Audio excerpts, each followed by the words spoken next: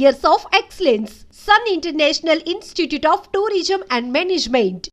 అది ఏ టైంకి ప్రేక్షకుల మూడు ఎలా ఉంటుంది, దీన్ని ఆదరిస్తారని ఇందాక మనం అనుకున్నట్టు. కాకపోతే అన్ని సినిమాలు ఆదరిస్తారు, బట్ ఇంతకు ముందుతో పోల్చుకుంటే ఇప్పుడు అలాంటి సినిమాలు కాదని, ఇప్పుడు నాంది లాంటి సినిమా కానీ, ప్రాణం లాంటి సినిమా కానీ ఇప్పుడు వస్తాయి, సూపర్ హిట్లు అవుతాయి. సో కొన్ని సినిమాలు అనిపిస్తాయి. ఏమో మరి అది ఇంక ప్రేక్షకులకి వదిలేయాలి. మనం మా సినిమా కష్టపడి చేసాం, థియేటర్కి వచ్చి సినిమా చూడండి అని రిక్వెస్ట్ చేయటం మినహా మిగతా ఆడియన్స్ వాళ్ళ జడ్జిమెంట్. అంతే జడ్జిమెంట్. యాజ్ ఏ ఆర్టిస్ట్గా జనాలకు నేను బోర్ కొట్టకూడదు, జనాలు ఆ తాపత్రయమే కదన్న ఇది. ఆ విషయంలో మీరు తీసుకునే కేర్ ఎలా ఉంటుందన్న అంటే డైరెక్టర్స్ క్యారెక్టర్స్ చెప్పినప్పుడు కానీ, అంటే కొన్ని ఇది ఆల్రెడీ చాలా అయిపోయిందండి ఇలా చేయటం, అలా రిజెక్ట్ చేస్తే అంటే రిజెక్ట్ చేయడం క్యారెక్టర్ మారుస్తారు. అలా చెప్పడం ఉండదన్న. డైరెక్టర్ అనే వ్యక్తి మా గురువు ఏం చెప్తే చేయాలి. మధ్యలో నాకు ఏదైనా హోంవర్క్ చేసి నేను ఎక్కడో తారసపడిన క్యారెక్టరు, బయట సొసైటీలో ఉన్న క్యారెక్టరు ఎక్కడో ఇది ఇలా చేద్దామా, కథ ప్రకారం తిరుపతిలో జరుగుతుంది కాబట్టి ఈ స్లాంగ్ నేను కంటిన్యూ చేస్తాను, నాకు ఎవరన్నా ఆ విషయంలో కేర్ తీసుకుంటా. చిన్న చిన్న అన్న ఓ క్యారెక్టర్కి ఇప్పుడు నేను పెట్టుకున్నారనుకున్నా, నువ్వు ఏం చేస్తావు వాళ్ళకి తెలుసు, దానికి తగ్గ ఆర్టిస్ట్ని పిలుస్తారు. పిలిచిన తర్వాత ఎలా చేసి రైట్ ఎలా చూసావని దాన్ని కూడా లెఫ్ట్ సైడ్ ట్రీట్మెంట్లో రాయాలంటే అవ్వదు. కొన్ని నువ్వు చేస్తావు కాబట్టి, నువ్వు చేయగలవు కాబట్టి నమ్మాలు పెట్టుకుంటారు. దానికి నువ్వు ఎంత బాగా చేసుకుంటే అది ఇంకా అంటే ఎంతో స్ట్రెస్ ఉంటుందన్న. మామూలుగా విచిత్రమైన స్ట్రెస్ ఉంటుందన్న ఇప్పుడు చాలామందికి బయట, అంటే అది జాబ్ స్ట్రెస్ కావచ్చు, పర్సనల్ ప్రాబ్లమ్స్ కావచ్చు, అలాంటి వాళ్ళకు కమెడియన్స్ ఖచ్చితంగా వాళ్ళ ఇంటికి వెళ్ళి ఆ టీవీ పెట్టుకొని ప్రవీణ్ పాత సినిమాలో అవన్నీ సీన్స్ అన్నీ ఒక ఉంటుంది కదా, ఒక ఆల్బమ్ లాగా, అవి పెట్టుకొని చూస్తుంటే హాయిగా నవ్వుకుంటారు. స్ట్రెస్ బస్టర్స్ అనమాట. ఫర్ ఎగ్జాంపుల్ చెప్పాను నేను, బ్రహ్మానందం గారు కానీ, వెన్నెల కిషోరు, సత్య, మీరు అంటే ఒక స్ట్రెస్ బస్టర్స్. అంటే వాళ్ళని నవ్వించడం అనేది నిజంగా అది ఆ సాటిస్ఫాక్షను మీకు చాలా అద్భుతంగా ఉంటుంది. అలా అంటే మీకు ఎలా అనిపిస్తుంది అంటే ఒక కమెడియన్గా ఉండి ఇంతమందిని నవ్వించడం? నేను చేయొచ్చు, మా కిషోర్ చేసి, శ్రీనివాస్ రెడ్డి గారు చేసిన సచ్చి, నేను టీవీ ముందు కూర్చుంటే ప్రేక్షకులు నేను మళ్ళీ ఆ కామెడీని ఎంజాయ్ చేస్తాను. ఇందాక నమ్మన్నా మధ్యలో కూర్చుంటే హనుమాన్ జంక్షన్లో ఆవు సీన్ వస్తుంటే ఎంఎస్ గారు మహానుభావుడు లాస్ట్లో గ్లో వదిలేస్తారు కదా, పడిపోయి వీళ్ళు పడిపోయాడు అని చెప్పి వీళ్ళు ఇద్దరు పారిపోతుంది, మళ్ళీ లేచి పడిపోతుంది. హిలేరియస్ అన్నది కాదన్నా, అది ఎవరైనా నవ్వుకుంటారు. అది ఎంత పెద్ద యాక్టర్ అయినా, ఎంత పెద్ద టెక్నీషియన్ అయినా చూసి నవ్వుకుంటారు కదా. సో అన్న ఒకటి చెప్పాలనుకున్నా నీ ద్వారా, నీకున్న సొసైటీలో అవ్వచ్చు, పర్సనల్గా అవ్వచ్చు, ఈ స్ట్రెస్ నుంచి, నీ జాబ్ టెన్షన్ అవ్వచ్చు, అన్నిటి నుంచి నీకు దొరికే cheapest entertainment as of now సినిమానే. నిన్ను ఒక థియేటర్లో, మంచి సొఫిస్టికేటెడ్ థియేటర్లో నీకు ఒక క్వశ్చన్ సీట్ వేసి, ఏసీ వేసి 2.5 గంటలో నీకు ఎంటర్టైన్మెంట్ 150 రూపాయలకి ఏది ఇవ్వదు. ఒక బీర్ చేసా 220 రూపాయలు అన్న. అవును, మొన్న ఒక ఆయన అక్కడ టికెట్ పెంచేస్తున్నారు, 330 రూపాయలు చేశారు. ఏం బీకెందుకు సార్? ఆయన ఎదురుకుండా ఉన్న చేసా 5,000 ఉంటుంది, అక్కడ చేసా 5,000 రూపాయలు ఉంటుంది రోజు. సార్ మీరు ఏం బీ చెప్తున్నారు? నేను ఎప్పుడు సినిమాకి నేను ఎక్కువ ఎంజాయ్ చేసి విజేత థియేటర్, శ్రీరాములు థియేటర్, ఎప్పుడైనా ఆర్టీసీ క్లాస్ సింగిల్ స్క్రీన్కి వెళ్తాను. అక్కడ 150 ఉంటుంది, కొంచెం కింద కూర్చున్నాడు 100 కూడా ఉంటుంది. మరి ఇప్పుడు అన్న ఇప్పుడు నేను కాకతీయ హిల్స్లో ఉంటున్నానన్న, జూబ్లీ హిల్స్లో కొని ఇల్లు కట్టాలంటే 15 కోట్లు అవుద్ది. నేను అక్కడ కట్టుకోవాలి, నాకు అది 2 కోట్లకి ఇవ్వంటే అది అవ్వదు. సో ప్రతిదానికి ఏంబి థియేటర్ అంటే అది కొంచెం దాన్ని బేర్ చేయగలిగిన వాళ్ళు వెళ్తారు. నువ్వు అక్కడికి వెళ్ళాలి, నీకు సినిమా కదా కావాల్సింది, అంతే ఎంజాయ్ చేయాలి. మనకి సింగిల్ స్క్రీన్లో 100 రూపాయలు దొరుకుతుంది.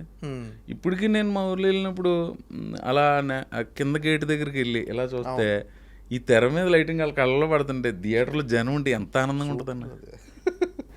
అది అంటే మనకు అది తీయగానే ఒక గాలి కొడుతుంది అసలు. అది నేను సంక్రాంతికి వస్తున్నాక వెళ్ళేవాడిని, నేను వెళ్తుంటే ఈ సీట్లో ఆ సీట్లో పడినట్టు నవ్వేవారు జనం మన సంక్రాంతి పండగకి.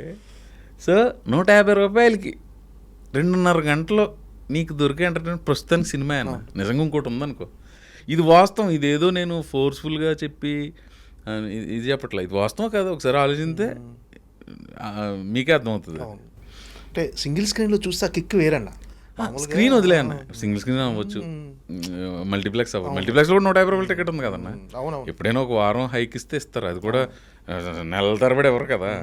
సో నేను మాట్లాడింది ఫస్ట్ 150 రూపాయలకి అంత ఎంటర్టైన్మెంట్. తర్వాత అంటావా అది మన లగ్జరీ అంతే. దాని తర్వాత ఇకపోతే టికెట్ కంటే పాప్కార్న్ ఎక్కువ ఉంటుందంటే మరి అది మన పెద్దలు తీసుకో, దాని గురించి మనం మాట్లాకే మనకు లేదంటే కొన్ని రీజనబుల్ రేట్స్కి వచ్చేసినాయి పాప్కార్న్. అవి జరుగుతున్నాయి, చర్చలు కూడా జరుగుతున్నాయి. డెఫినెట్గా డిసిషన్ తీసుకుంటారేమో. కానీ అన్ని థియేటర్స్లో అలా లేవన్న పాప్కార్న్. ఇవి కూడా మన సునీల్ నారాయణ గారు చెప్పారు ఒక ఇంటర్వ్యూలో, అది పాప్కార్న్ ఇవన్నీ చాలా ఎక్కువ రేట్లోనే ప్రచారం జరిగిపోతుంది. కానీ అన్ని థియేటర్స్లో అలా లేదు. ఇప్పుడు ఏఎంబీలో ఎక్కువ ఉందంత మాత్రం మిగతా ఏషియన్ ఫిలిమ్స్, మిగతా ఇలాకి ఉన్న ఏషియన్ అన్నీ ఆ థియేటర్స్లో చాలా తక్కువనే ఉంది, రీజనబుల్ రేట్స్ ఉన్నాయని చెప్పాడు ఆయన. కాకపోతే ఇవన్నీ ఎక్కువనే రేట్లు అని ఒక ప్రచారం అయితే జరుగుతుంది. కానీ అంత ఆ ప్రచారమే నిజం అనుకుంటున్నారు, కానీ చాలా రీజనబుల్ రేట్స్ ఉన్నాయని చెప్పాడు ఆయన. ఓకే, నేను పాప్కార్న్ తిన కాబట్టి నాకు పెద్ద ఐడియా లేదు. బట్ అది బయట ఎక్కువ నలుగుతుంది కదా, టికెట్ రేట్ కంటే పాప్కార్న్ రేట్ ఎక్కువ ఉంటుంది అనేది బయట ఎక్కువ మంది ఇది అవుతున్నారు. సునీల్ గారు చెప్పారు, మీరు చెప్తే నాకు తెలుస్తుంది. అంటే ఏఎంబి అంటే దాని లాంచ్ ఎంత ఎక్స్పెన్సివ్ ఉంటుంది, దాని మెయింటెనెన్స్, అది అక్కడ టికెట్ అంతే పెట్టాలి.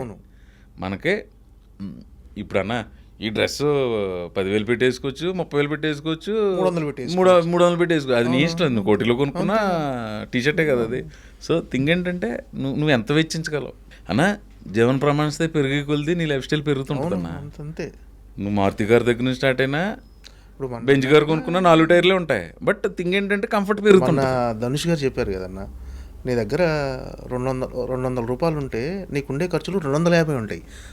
200 కోట్లున్నా నీ ఖర్చులు 2 కోట్లున్నా నీ ఖర్చులు 3 కోట్లు ఉంటాయి. సో ప్రతి ఒక్కరి జీవితంలో అలా అదే చెప్తున్నా. మనిషి కొంచెం హెచ్చులకి వెళ్తే దెబ్బతింటాం అన్న. మారుతి కార్ అయినా, బెంజ్ జిఎల్ఎస్ అయినా 4 టైర్లే ఉంటాయి. అవును, అంతే. థింగ్ ఏంటంటే రేంజ్ అంతే. దానికి తగ్గట్టుగానే మనం కొంచెం సెట్ చేసుకున్నాం అనుకున్నా కంఫర్టబుల్గా ఉండొచ్చు. హెచ్చులకి వెళ్తే దొరికేస్తాం అన్న. ఇప్పుడు ఎంటర్టైన్మెంట్ స్కోప్ పెరిగింది. అంటే ఇప్పుడు జబర్దస్త్ లాంటి షోస్ వచ్చిన తర్వాత ఎంటర్టైన్మెంట్ కానీ అందులో పర్ఫామ్ చేసే ఆర్టిస్టులు కానీ పెరిగిపోయారు. అంటే ఈ టైంలో పెద్ద స్క్రీన్ మీద ఎంటర్టైన్మెంట్ పండించి టికెట్ కొనుక్కొని థియేటర్కి రావాలంటే జనాలు ఖచ్చితంగా ఏదో ఒక మ్యాజిక్ జరగాలి ఎంటర్టైన్మెంట్. అంటే మీకు ఈ సిచ్యువేషన్ టఫ్ అనిపిస్తుందన్న ఏమన్నా? అంటే థియేటర్కి జనాలు రావటం కానీ, అంటే ఇంత ముందుతో పోల్చుకుంటే, అంటే ఇప్పుడు ఎంటర్టైన్మెంట్ స్కోప్ పెరిగేసరికి రకరకాలుగా ఇప్పుడు సోషల్ మీడియా పెరిగిపోయింది, మీమ్స్ అన్నట్టు రకరకాల ఎంటర్టైన్మెంట్ ఏదో రకంగా ఎంజాయ్ చేస్తున్నారు జనాలు. ఇవన్నీ పెరిగిన తర్వాత సంక్రాంతికి వస్తున్నాం అనే సినిమా ఏ రీజనల్ లాంగ్వేజ్లోనే 330 కోట్లు ఏ సినిమాకి లేదు, ఆ సినిమాకి తప్ప. అదే అంటున్నానన్న.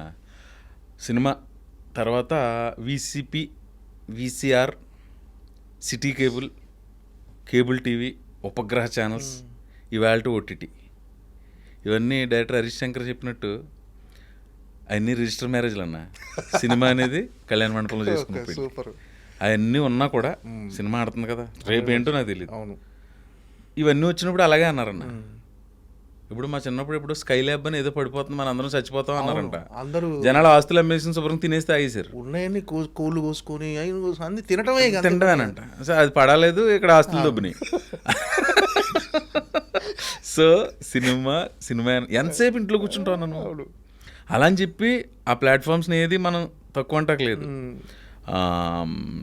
జబర్దస్త్ నాకు తెలిసి 2013లోనో 14లోనో స్టార్ట్ అయింది. 11 ఏళ్ళ నుంచి జబర్దస్త్ ఆ రేటింగ్ తోటి కంటిన్యూ అవుతున్నప్పటికీ సినిమాలు ఆడుతూనే ఉన్నాయి అన్న. సినిమా హిట్ పర్సంటేజ్ ఎప్పుడు కూడా 10 to 15. 100 సినిమాలు వస్తే 15 ఆడినాయి. కొన్ని యావరేజ్ అవుతే, కొన్ని బాక్స్ ఆఫీస్ దగ్గర ఫెయిల్ అవ్వచ్చు. కానీ అన్ని సినిమాలు కొబ్బరిగా కొట్టే స్టార్ట్ చేస్తారు కదా. ఇంతకు దాడి చెప్తే కొంచెం ముదర మాటల కింద ఉంటాయని నేను చెప్పట్లేదు. థింగ్ ఏంటంటే ఇవన్నీ ఉన్నా కూడా జనాలు థియేటర్కి మంచి సినిమా తీస్తే థియేటర్కి వెళ్ళి చూడడానికి ఏమాత్రం వెనకడికి ఇట్లా మనం అంటే పరిశ్రమ జనాలు, టెక్నీషియన్స్ అవ్వచ్చు, యాక్టర్స్ అవ్వచ్చు, ప్రొడ్యూసర్ మంచి సినిమా తీయడానికి ట్రై చేయటమే అంతే. అన్నీ మంచి సినిమాలుగానే స్టార్ట్ అవుతాయి. అవును. అది రూపాంతరం చేసే క్రమంలో ఏదైనా అవ్వచ్చు. అవును. ఎవరో ఫ్లాప్ సినిమా చేయాలని అనుకోరు కదన్నా. సో ఏంటంటే ప్రతిదాని వెనకాల కష్టం ఉంటుంది, ప్రతి ప్రాజెక్ట్ వెనకాల కష్టం ఉంటుంది. టెక్నీషియన్స్ది, ఆర్టిస్టులది, డబ్బులు పెట్టిన ప్రొడ్యూసర్ గారిది, దాని కథ రాసుకుని మాటలు రాసుకుని దాన్ని వీళ్ళందరినీ కోఆర్డినేట్ చేస్తూ చేసిన డైరెక్టర్ గారిది, అందరి కష్టం ఉంటుంది. అంటే ఇప్పుడు నాకు తెలిసి బాక్స్ ఆఫీస్ ఇది చాలా కొత్త విషయంలో చెప్పాను, అందరికీ తెలిసిన విషయాన్ని. బాక్స్ ఆఫీస్ సరికొత్త ఫార్ములా ఏంటంటే సినిమా థియేటర్లో ఆడాలంటే ఒకటి ఎంటర్టైన్మెంట్ లేదా ఎక్స్పీరియన్స్, ఈ రెండే అన్న. ఎంటర్టైన్మెంట్ ఎక్కువ అన్న. ఆ సినిమా ఒక కొత్త అనుభూతిని, ఒక కొత్త ప్రపంచంలో కన్నా తీసుకెళ్ళాలి, లేకపోతే నీకు ఎంటర్టైన్మెంట్ అనేది ఇవ్వాలి. సో అందులో సినిమాని జనాల్ని థియేటర్కి రావడానికి చేసి బలమైన సాధనం, బలమైన ఆస్పెక్ట్ కామెడీ అన్న. ఫస్ట్ సంక్రాంతికి వస్తున్నాం అలాగే చూస్తారు కదా, రిపీటెడ్ చూడకపోతే 330 కోట్లకి డ్రాస్ ఏంటన్నా. 330 కోట్లు అసలు పెద్ద అమౌంట్ కదా. ఎన్నిసార్లు చూసి ఉంటారు? ఒక్కొక్కరు 3 సార్లు 4 సార్లు. అదే అన్న ఒక రీజనల్ లాంగ్వేజ్ అంటే హిందీ కాదు, హిందీలో వచ్చి ఉంటాయి వాళ్ళకి 6-7 స్టేట్లు ఉన్నాయి కాబట్టి. మన సౌత్ ఇండియన్ రీజనల్ లాంగ్వేజ్లో అది సంక్రాంతి సీజన్లో పక్కన డాకు మహారాజ్ ఇట్టు గేమ్ చేంజర్ కూడా ఉంది. దానికి వచ్చిన ఓపెనింగ్ దానికి పడింది. అయినా సరే 330 కోట్లు వసూలు చేసిందంటే సూపర్, అది మామూలు విషయం కాదు.